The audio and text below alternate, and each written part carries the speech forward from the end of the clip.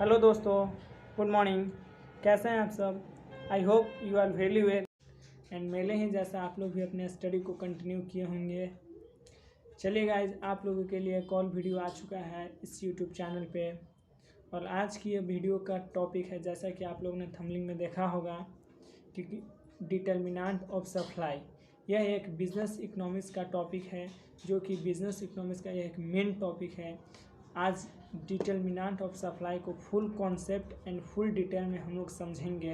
तो चलिए इसे हम अपने नोट्स पर समझते हैं।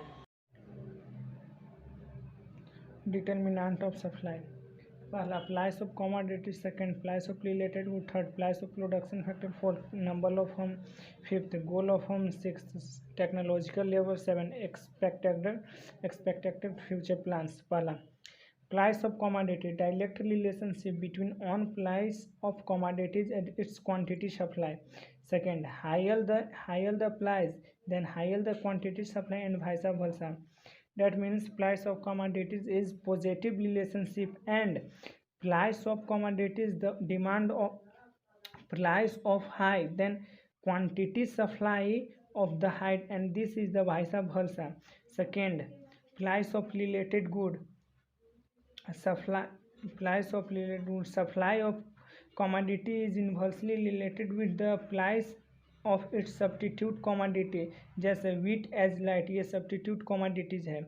Second, for complementary goods, supply is directly related with the price of complementary goods, example petrol as car.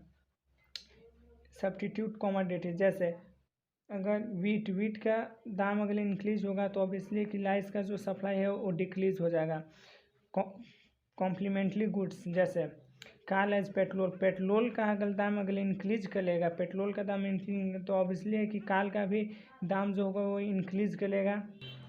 Third, price of production factor, rise in price of factor of production cost of production leases which result in decrease in supply due to less profit margin, then price of production factor is vice versa. Price of factor production supply को कैसे effect करता है? पहला, labour, capital, land, resource allocation, profit management, demand analysing, entrepreneur. Price of factor production का अगर cost अगर increase होता है then supply will be decrease, and price of production factor का कोस्ट अगर डिक्रीज होता है then supply will be increase. Then price of production factor is inverse that means जो अपोजिट होता है, मतलब कॉस्ट अगर ज़्यादा जाता है तो सप्लाई इंक्रीज, अगर कॉस्ट अगर डिक्रीज होता है तो सप्लाई इंक्रीज होता है। Fourth point, number of home, increase in number of home in the market impulse increase in the market supply. That means increase in number of form, मतलब number of form अपने company अपने industries का अगर form अगर तुम increase करते हो then market में तुम्हारा एक इमेज बनेगा, और मार्केट में एक अपना इमेज बनेगा और उस इंडस्ट्री का और उसका नंबर ऑफ फॉर्म बढ़ेगा, then supply will be obviously होगा कि उसका सप्लाई भी इंक्रीज होगा। And decrease in the number of firm in the market, then decrease in supply of market of commodities. Fifth, goal of firm, goal is to maximize profit, more quantity will be offered only at the higher price and it's a particular time, जैसे cold drink. मतलब goal of home में दो तरह के हो जाते हैं company. पहला तो जो कि कुछ कम समय में ज़्यादा प्रॉफिट कमाना चाहते हैं, और second maximum sale supply more at lower price some prices and this firm value create in the market. First को समझते हैं, goal of to maximise profit. इस कंपनी में जो रहता है गोल इज़ टू मैक्सिमाइज, उसमें एक पर्टिकुलर समय में ही वो अपना ज़्यादा से ज़्यादा सप्लाई करता है और ज़्यादा से ज़्यादा सेल करता है और वो अपना ज़्यादा प्रॉफिट कमा लेता है। And second, maximise sale and supply more at the lower price some price and this firm value create in market. दूसरा का कंपनी का क्या मकसद रहता है कि उसका वो नया कंपनी वो अपना मार्केट में वैल्यू क्रिएट करेगा तो वो कम प्राइस में भी अपने प्रोडक्ट को सेल कर देता है। Six, technological level, technological change influence the supply commodity and advance and improve technology reduce cost of production which less the profit margin, it's induces the seller to increase the supply.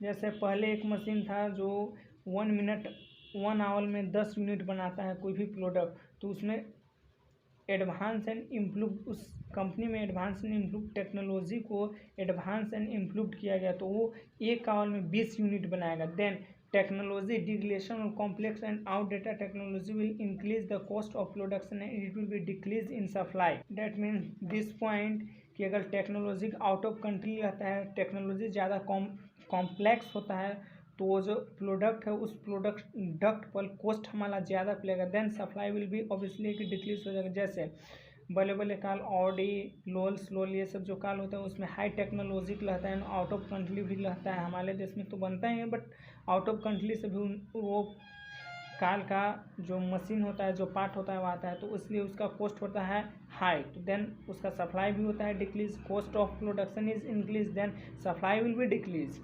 तो चलिए आज का topic हम लोग समझे determinant of supply को complete. And एक बार आप नोट्स देख लीजिए।